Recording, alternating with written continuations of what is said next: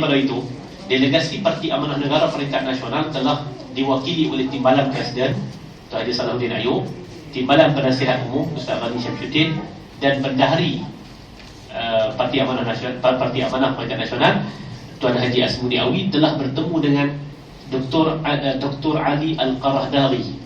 Dr. Ali Al-Qarahdari ini adalah Setiausaha Agung dalam Kesatuan Ulama Antarabangsa ni, Kesatuan Ulama Sedunia ni. Dia punya struktur dia, pengurusi ataupun presiden, rais dia panggil, Dr. Yusuf Qaradawi paling tinggi. Nombor 2 adalah Setiausaha Agung.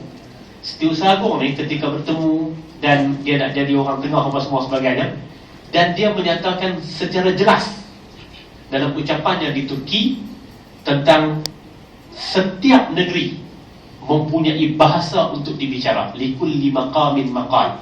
Kita tak boleh campur, kita tak boleh buat keluar fatwa untuk Malaysia. Mereka ada suasana mereka. Qarahdari sebut lagu tu. Dan Qarahdari, kebanyakan Qarahdari ni nama dia pelik sikit. Qarahdari ni orang Kurdis, orang Iraq. Tak ada negara, akhirnya lari hidup di Qatar. Waktu saya jadi ketua penerangan Parti Islam se-Malaysia PAS kawasan Kuala Kedah tu, antara ramai-ramai yang kita nak panggil main buat program di Kuala Kedah ni, Kuala Kedah pernah panggil Dr. Ali Qarahdari. Panggilan internasional, kebetulan dia main ke Kedah. Waktu tu kita perintah Kedah, pas masa tu perintah Kedah, dia main ke Islamia. Jadi mereka nak cari siapa yang nak boleh mengiringi dia. Akhirnya mereka suruh saya mengiringi dia.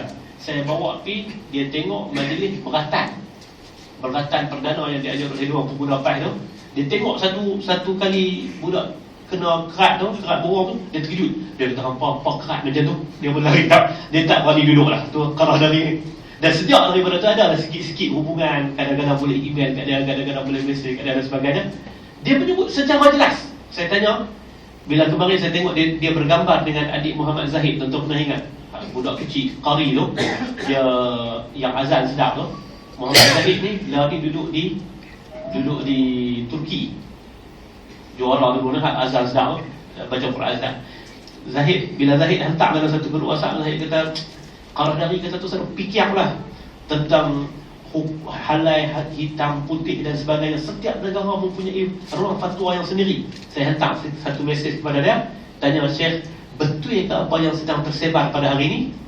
Dia jawab, dia kata, pegang kepada fatwa yang tertulis lah sebelum daripada kita mempercayai mana-mana dakwaan. Qaradawi pernah menyebut boleh ada berapa banyak jamaah, tapi ada syarat-syarat dalam buku Fiqh Daulah. Saya kira biasa akan bulan. Dia sebut itu yang tertulis. Yang dakwaan baru ni tak sat-sat dululah. Itu saja sementara nak bagi pada orang biasa.